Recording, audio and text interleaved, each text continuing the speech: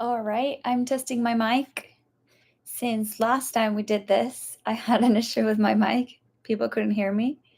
Testing.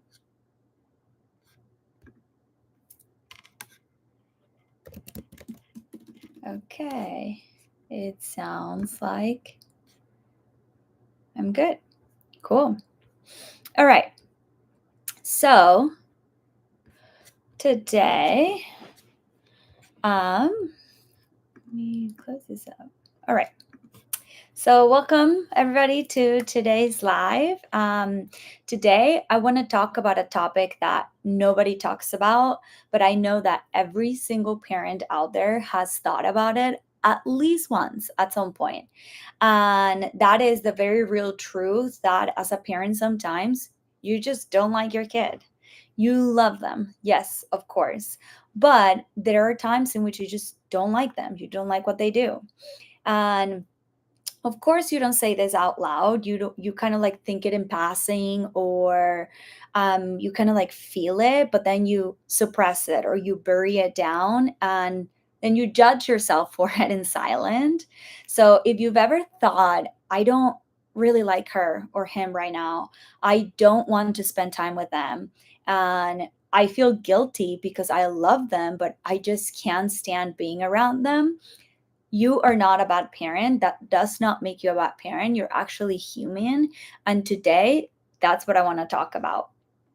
When you start to dislike your child, is often a sign that something deeper is happening, not a sign that you are a bad parent or that you don't love your child or that you're not doing enough. It's something deeper that we need to understand.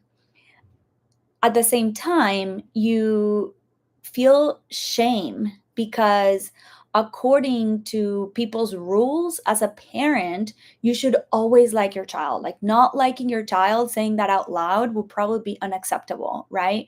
So you feel shame, and that is a very strong emotion. You also feel guilt because it breaks your own internal rules and beliefs of how you think a parent should be or a parent is supposed to feel. So you tell yourself, I shouldn't feel this way about my child, and I do. So I feel guilty about it. Both of those emotions are very strong. And if we are not able to dissect them, we're not able to overcome that feeling. So, what I want to do today is get deeper into that emotion and really understand what is going on so that you know what to do about it, right? Because nobody likes disliking their child. So, doing something about it will help you with that feeling. So, I know that you probably are already thinking, good parents don't feel this way, LME. That's not true. And that's 100% false, because real parents actually do feel this way. And as someone who works with parents on a daily basis, multiple of them, I hear this often. I hear, she's too much, he's too intense, I can't handle him right now. And so it's not about you being a good parent or a bad parent. It's about you being honest and responsive about the reality of what you're experiencing. So if you know yourself enough and your triggers, then you can help yourself help your child, which is ultimately what you want. So let's actually get a little bit deep or real about what is happening. If you really look at it, you don't really dislike your child. What you don't like is the daily battles, the talk back, the feeling of being disrespected or ignored, the emotional toll that it takes trying to so hard or trying to help your child and feel like you're still not doing enough or feeling like you're failing. And the version of yourself that shows up in those tough moments when you get angry, withdrawn, or exhausted, when you feel like you don't want to spend time with them, when you yell at them, when you negotiate, all of that is what you don't like. It's not really the child, it's everything that comes around that situation, right? So there are three main things that are underneath all of that. The first one is stress and burnout. Basically, you are pouring from an empty cup. The second one is unmet expectations. You imagine that parenting would be differently, or that your child should be behaving in a different way. And it kind of feels like you are losing, or it feels like a loss for you. And number three is actually your triggers. Your child's behavior might remind you of your own unmet needs that you are not even aware because you don't even know what they are. So, feeling like you dislike your child is often a message that tells you this relationship doesn't feel safe, it doesn't feel connected, it doesn't feel joyful right now, and I don't know how to fix it, which is very frustrating. So, now I know that some of you are thinking, so you were saying that it's normal to dislike my child. That kind of sounds like an excuse for poor parenting. And I want to stop you there because this isn't about excusing it. It's about understanding what that feeling is trying to tell you. Feelings are not real, they're not this tangible thing that you can hold. They are abstract concepts that we create with our language. So if we don't take the time to understand what those feelings mean, we don't know what to do with them. So when you feel like you don't like your child, it is best to think about what that feeling is trying to tell you so that you can come up with an actionable plan to do something about it to better your circumstance. Hope that makes sense. Um, Now, let's get a little deeper into those reasons. Reason number one is stress and burnout. This means that you are emotionally depleted. When you are tired, overstimulated, exhausted, stressed, you stop seeing your child clearly for who they are. Every behavior, every little thing becomes irritating and annoying to you. So, one thing that you can do for this is just take a pause. Even 5 to 10 minutes alone can give your nervous system a reset. Just pause. If you are feeling like you are constantly irritated or annoyed, it's time and an indicator that you just take a little pause. Reason number two that we talked about is unmet expectations. You basically don't recognize the child in front of you, and you don't recognize the version of yourself that you have become under this kind of stress. You didn't think that parenting would be this hard, or that your child would feel this hard to help or parent. Maybe you had dreams and assumptions about your child or what they would be like, and that picture is not matching reality. This creates a gap between where you are at and where you want to be. And the bigger the gap, the more uncomfortable the circumstance is. So, what we want to focus on is closing that gap, really get into what is our reality and how can we take steps towards the reality that we want to be in. So, one thing that you can do for this is to start noticing what actually is, not what you wish it was. So, ask yourself this question: what can I appreciate about my child in this moment? Write down one thing today that was unique, funny, clever, or kind about your child, even if it's small, and even if it feels like it's relatively insignificant to the big picture. When you focus on the small, positive things, it helps change your perspective. And when you change your perspective, it helps alleviate the negative feelings that you're feeling towards your child. Reason number three is triggers. So, your own personal triggers. Maybe your child does things that are particularly triggering to you. These can be things related to your own childhood, or even little quirks that mimic your spouse or your parents. And they might be pretty insignificant, but they are pretty annoying to you. So, this puts the issue on the child when in reality is something that we need to address within ourselves. But it's impossible to address something that we are not aware of, right? So for this, what you can do is write down your own triggers so that you can start understanding them for yourself. What makes you irritable? What makes you annoyed? What tips you over the edge? Some of us get really hangry, right? It's the fact. So if that is true for you, maybe knowing that would be beneficial. Some of us, even just 1 hour less of sleep really affects how we feel or how we do what we do on our day to day. What are those triggers for you? Notice when you are being triggered and when you feel triggered, and ask yourself, why does this bother me in this moment? And write it down. Awareness is what actually drives behavior change. The more that you are aware about your triggers, the more that you will act in accordance to that, and it will help you help your child better. So I hope that this is making sense. And I hope that this helps you understand that it is okay to feel the way you do. You just need to know what to do with those feelings and put an action plan so you can better your circumstance from that. Now, with that, I do want to touch on a couple of mistakes to avoid as you go through this process of awareness and um, knowing how to help yourself not feel that way. The first one is believing that this feeling defines you.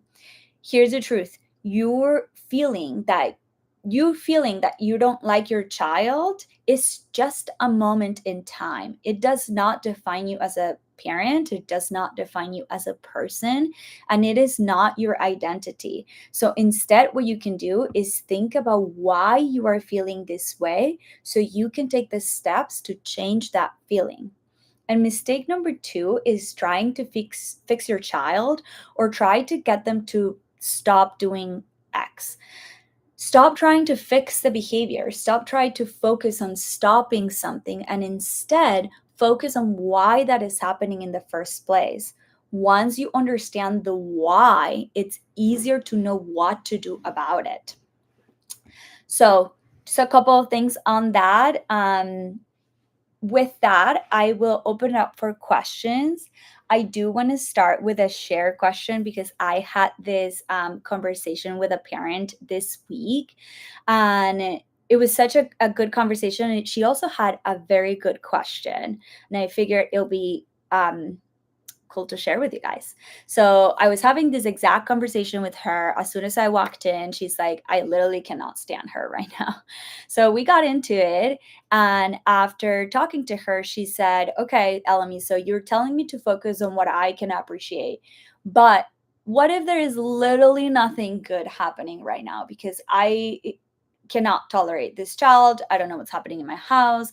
Everything else is, falling apart. So, first of all, that's a very real, sorry, got distracted by a question. That is a very real and a very painful place to be. If you literally cannot find anything that you can appreciate in that moment about your child or your circumstance. So, recognizing that is a great first step. And also, I commend you for being here and trying to find the answers to do something different.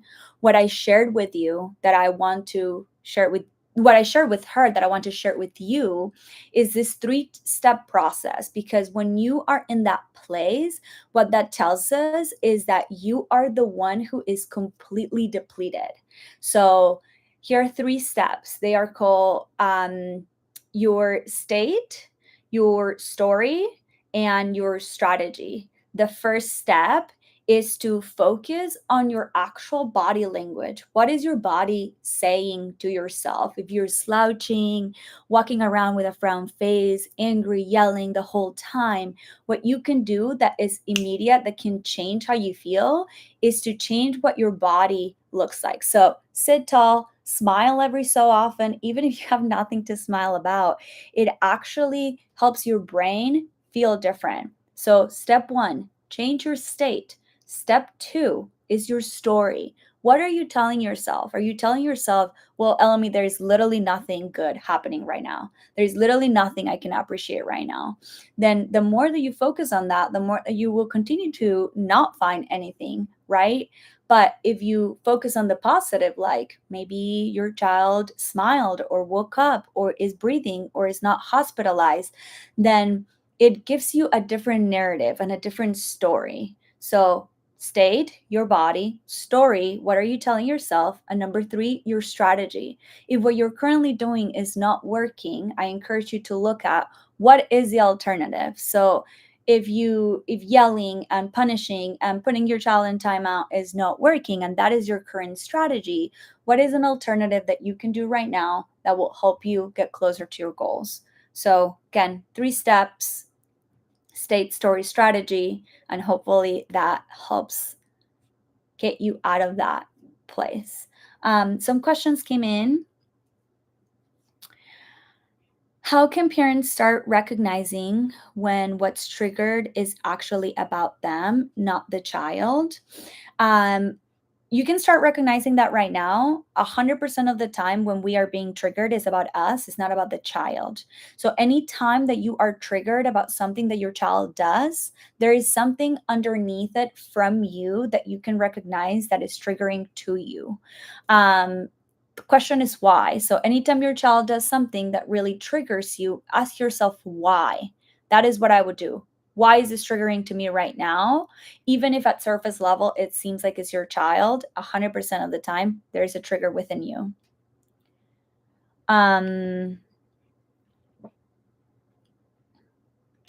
for parents who are realizing their child is triggering all wounds, what's the first step in working through that instead of projecting it onto the child? Very good question.